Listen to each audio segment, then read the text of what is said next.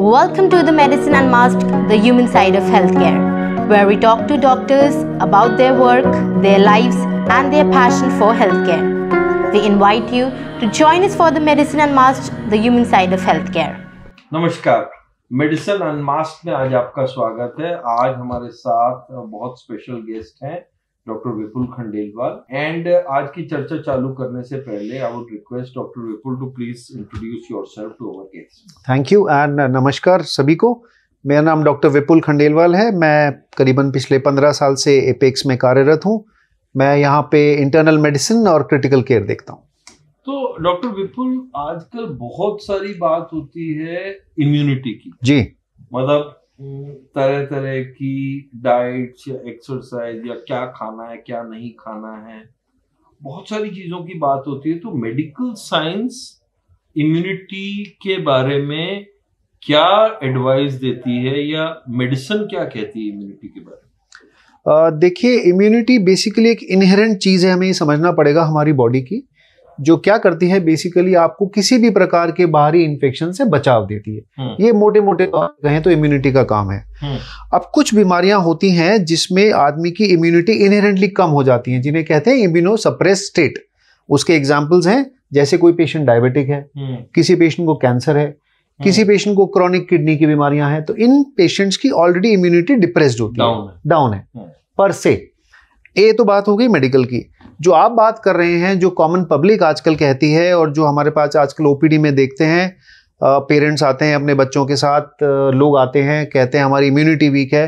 तो वो जिस तात्पर्य में इम्यूनिटी की बात कर रहे हैं वो ये कर रहे हैं कि उन्हें बार बार इन्फेक्शन हो रहे हैं, बार बार वो बीमार पड़ रहे हैं, कभी खांसी, जुकाम, बुखार, रिकरेंट इन्फेक्शन। हाँ, तो उस सेंस में इम्यूनिटी उनके लिए ये है कि उनका बेसिकली इम्यूनिटी का लेवल वीक है और उनको रिकरेंट इन्फेक्शन हो। तो आजकल कई बार ये देखा गया है कि इनफैक्ट जो फिटनेस ट्रेनर्स, कोचेज होते हैं वो भी कई बार लिवर की प्रॉब्लम या ये किडनी की प्रॉब्लम्स के कारण ये हो रहा है, उस तरीके से चीजों को बात करते हैं। तो और सप्लीमेंट्स एडवाइस करते हैं, सप्लीमेंट्स भी एडवाइस करते हैं।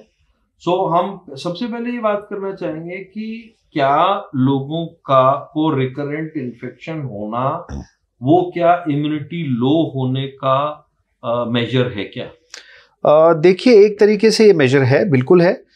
क्योंकि जैसे इम्यूनिटी वीक होती है, नॉर्मली अगर आपकी इम्यूनिटी स्ट्रांग हो तो छोटे मोटे इन्फेक्शंस आपको कैच नहीं करेंगे। लेकिन जैसे लेवल कम होता है, इसका हालांकि कोई टेस्ट नहीं है, कोई लेवल नहीं कर सकते इन चीज को टेस्ट करने के लिए, लेकिन मोटे तौर पे हम मान के चलते हैं कि इम्यूनिटी वीक है तो ये रिकरेंट इन्फेक्शन पॉसिबल है। सो अब हमने ये माना कि बिना जिन लोगों को रिकरेंट इन्फेक्शन हो रहे हैं उनकी इम्यूनिटी में कहीं ना कहीं कोई कमी है। So what are the measures, क्या मेजर्स हैं जो लोग ले सकते हैं जिनसे उनकी इम्यूनिटी बेटर हो, या जिसे कहते हैं ना कि कुछ इम्यूनो बूस्टिंग कुछ चीजें होती हैं। So what does science recommend या मेडिसिन के हिसाब से क्या रिकमेंडेड है? सो सबसे पहले मैं ऑडियंस को ये बताऊंगा कि मोटे तौर पे अपनी इम्यूनिटी अपने हाथ में है। सबसे पहले तो आप ये क्लियर कर लीजिए कि मार्केटिंग में कोई जो चीजें मिलती हैं या नेट से मिल रही हैं या जो आपको बूस्ट की जा रही हैं चीजें, मुझे नहीं लगता उनका बहुत ज्यादा साइंटिफिक रोल है। साइंटिफिक बेसिस, ठीक है, वो एक इकोनॉमिक एस्पेक्ट है या उसने प्रमोट कर दिया। तो जो बेसिकली इम्यूनिटी बढ़ाने के तरीके आप पूछ रहे हैं वो हमारे अंदर ये, जैसा मैंने कहा, तो हमें क्या करना है उसके लिए 2-3 चीजों का ध्यान रखना पड़ेगा। Number 1 is exercise and fitness, जो रिकमेंडेड है WHO द्वारा, वो आप सभी को पता होगी, नहीं तो मैं बताता हूं। At least 30 minutes of exercise at least 5 times a week. Simple है। और WHO ये नहीं कहता कि जिम में जाइए, हैवी इक्विपमेंट कीजिए, पैसा खर्च कीजिए, वो सिंपल कहता है आप ब्रिस्क वॉक कीजिए, दैट इज गुड इनफ। या आपको जो स्पोर्ट्स पसंद हो, साइकिलिंग पसंद हो, जॉगिंग पसंद हो, ट्रेडमिल पसंद हो, whatever, but it should be regular. Number 1। Number 2, diet आजकल हम देखते हैं, सभी को पता है फास्ट फूड की कल्चर आजकल आ गया है, फूड ऑर्डर करने का कल्चर आ गया है, घर में बनाने की टेंडेंसी कम हो रही है। तो जो न्यूट्रिशियस डाइट है वो कहीं ना कहीं इस सारी चीजों में पीछे हो गई। हम अनहेल्दी डाइट्स में आगे आ गए। तो न्यूट्रिशियस डाइट्स की अगर मैं बात करूं तो आपको बैलेंस डाइट, प्रोटीन्स बहुत इंपॉर्टेंट है, आपकी जो मसल बिल्डिंग वगैरह है वो सब प्रोटीन से होगी। विटामिन, न्यूट्रिशन, ये सब आपको प्रॉपर बैलेंस डाइट से आएगा। आजकल आप देखते हो बच्चे फ्रूट्स नहीं खाते, वेजिटेबल्स नहीं खाते, आप पिज्जा ऑफर कीजिए, खटा खाएंगे। बर्गर दीजिए, में से भी कुछ हाँ वेजिटेबल्स निकाल देंगे, करेक्ट। तो ये वो बच्चे कहीं ना कहीं, हमारे पेरेंट्स की भी जिम्मेदारी है कि आप शुरू से कल्चर ऐसा रखिए घर में कि हेल्दी डाइट्स लें। मिल्क लोग नहीं लेते हैं, कर्ड नहीं लेंगे, फिर कहेंगे साहब हमें विटामिन डी नहीं मिल रहा, कैल्शियम नहीं मिल रहा, सनलाइट में नहीं जाएंगे। तो all these things help to grow your immunity. So हमने करी बात एक्सरसाइज की, हमने बात करी डाइट की। एक चीज और मैं आपको बताना चाहूंगा, stress and sleep, these are very important. जब आपकी बॉडी पूरे दिन कुछ ना कुछ काम कर रही है, भले ऑफिस में है, आप गृहिणी हैं, घर पे काम कर रहे हैं, होम मेकर हैं या बिजनेसमैन हैं या लेबर में हैं, तो पूरे दिन आपकी बॉडी एग्जॉस्ट हो गई मेंटली या physically. So your body needs rest. आपकी जो साइक्लिकल रिदम है बॉडी की इस तरह सेट है, it is not meant to work 24 hours, और हम उसको जोत रहे हैं काम में विदाउट एनी रेस्ट। तो कहीं ना कहीं इसकी सफरिंग इस रूप में दिखती है कि आपकी अल्टीमेटली बॉडी की इम्यूनिटी धीरे धीरे वीक हो जाती है। सो बड़ी बहुत इंटरेस्टिंग बात है, 2-1 दिन पहले मैं और शैलेश बात कर रहे थे कि आज से 10-20 साल पहले बहुत बात एक्सरसाइज की होती थी। पिछले 15-20 सालों में बहुत सारी बातें डाइट की होने लगी। Sleep will be the new diet. Absolutely. अब आप देखेंगे स्लीप की बहुत सारी बातें होने लग जाएंगी। और तो स्लीप के बारे में 2 ही चीजें मैं कहना चाहूंगा। पहली बात तो बिस्तर पे लेटे रहना is not sleep, and basically वो स्लीप जिसके अंदर बहुत लोग ऐसा होते हैं जो कहते हैं कि हमें सपने नहीं आते, तो बेसिकली वो स्लीप जिसमें आपको सपने आते हैं वो स्लीप आपके लिए बहुत इंपॉर्टेंट है, because that is the kind of sleep that actually D-stresses you, that complete sleep. So sleep के साथ ही वो लिंक्ड है स्ट्रेस का फैक्टर। आजकल आप छोटे से बच्चों को भी बात करो तो कहेगा मैं स्ट्रेस, अरे भाई क्या स्ट्रेस है, तू 8वीं 10वीं में पढ़ता है, तुझे अभी से स्ट्रेस है, but this has become a part of life. तो कहीं ना कहीं you should find out how to destress yourself. अब वो हो सकता है आपको फ्रेंड्स के साथ मिल के आए, कुछ एक्सरसाइज करके आए, कुछ गेम्स करके आए, कोई हॉबी डेवलप करके आए, या कुछ रिलैक्सेशन योगा टेक्निक्स कीजिए, दे आर वेरी गुड।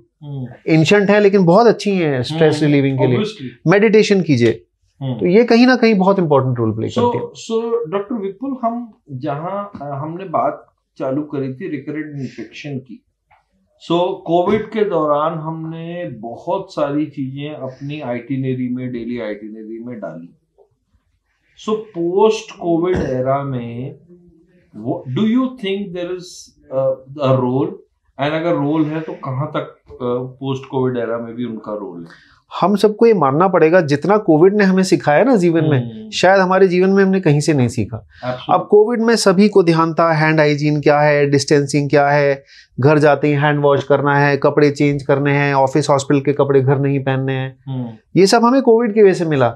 ये डिस्टेंसिंग से, अब जैसे नॉर्मल रेस्पिरेटरी इन्फेक्शन ये होता ही पास से है ना, ड्रॉपलेट इन्फेक्शन है।